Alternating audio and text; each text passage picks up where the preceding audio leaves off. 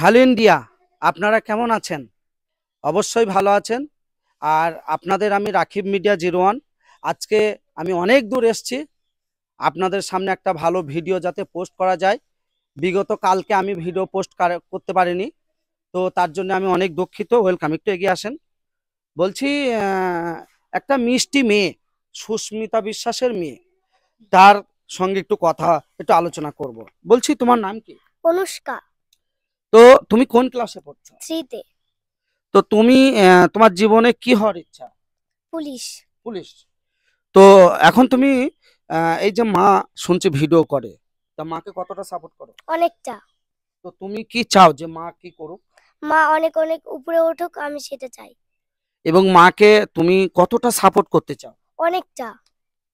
এবং জীবনে মাকে কি হতে দেখতে চাও? মাকে অনেক অনেক বড় হতে দেখতে চাই। তো তোমার মায়ের আইডির নাম কি? সুস্মিতা বিশ্বাস। তো তুমি মায়ের সঙ্গে ভিডিও করো? হ্যাঁ, করি। তোমার জীবনে কি ইচ্ছা যে তোমার মা যদি অনেক বড় হয়, তুমি যদি অনেক টাকা উপার্জন করতে পারো এক সময়, তাহলে মানুষের জন্য কি করবা? অনেক অনেক গরিব মানুষের জন্য আমরা অনেক কিছু কিছু কিছু কিছু খাবার দিতে পারি। হেল্প করতে পারি। হ্যাঁ। তো এটা এই মানসিকতাটা তুমি কিভাবে তোমার এইটুকু বাচ্চা বয়সে মাথায় আসলো? আমার মা আমাকে শিখিয়েছে। মায়েরই শিক্ষা। হুম। তো তো এই যে ভিউয়ার্সরা যারা ভিডিওটি দেখছে, তাদের উদ্দেশ্যে তুমি কি বলবা? তারা তারা যেন অনেক অনেক সাপোর্ট করে আমাদের, তাদেরও যেন আমরা সাপোর্ট করতে পারি, সেটাই।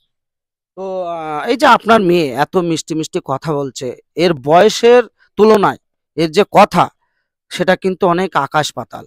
তো এটা সত্যি একটা শোনার মতো এবং মনে ভালো লাগার মতো। আপনার এই যে শিক্ষা মেয়েকে দিচ্ছেন, এই শিক্ষাটা আপনি যেভাবে দিয়ে যাচ্ছেন, এটা কোন জায়গা থেকে?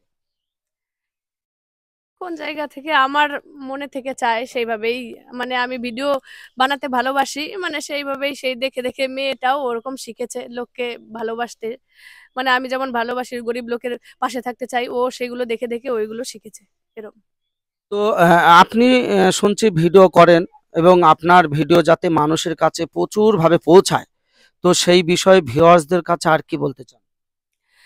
সবাইকে বলছি যে বেশি বেশি করে ভিডিওগুলো দেখো, আর ভালো লাগলে সাপোর্ট করো, লাইক কমেন্ট শেয়ার করে দিও, যদি মনে হয় যোগ্য মনে হয় তাহলে। আমি তো শুনছি বিশেষভাবে তোমার জীবনে এই যে ভিডিও করা, এটা একটা বিরাট শখ এবং অর্থনৈতিক দিক থেকেও কিন্তু সংকট, পেরে ওঠো না। না, মনে কিন্তু প্রচুর স্বপ্ন, কিন্তু সেই স্বপ্ন পূরণ তুমি অর্থের অভাবে করতে পারো না।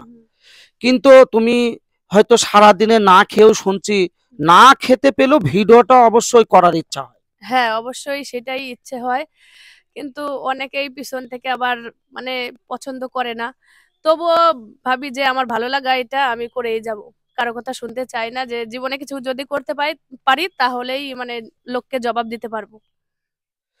তো তুমি এই যে ভিডিও করো, তোমার পিছনে অনেক নেগেটিভ কথা বলে, অনেকে টোল টিটকারি মারে।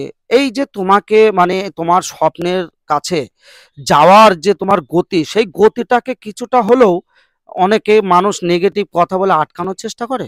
হ্যাঁ, অবশ্যই আটকানোর চেষ্টা করে, কিন্তু কারো কথা না শুনে নিজের কাজ করে যাওয়াটাই মনে হয় সব থেকে ভালো। আর জীবনে যদি কিছু করতে পারি তবে সেই লোকগুলোই আবার ভালো ভালো বলবে, ঠিক আছে? তাই কারো কথা না কান দিয়ে নিজের জীবনে কিছু করব, সেইটা নিয়েই এগিয়ে যাওয়া ভালো। তো তুমি এই যে তোমার মুখে সবসময় হাসি, কিন্তু তোমার অন্তরে অনেক কষ্ট দুঃখ, যেটা আমি তোমাকে অনুভব করতে পারছি, কথাটা কি ঠিক? হ্যাঁ ঠিক, কিন্তু অনেক রকম কষ্ট থাকে, কিন্তু তা থাকলেও মুখে সবসময় হাসি রাখতে হবে।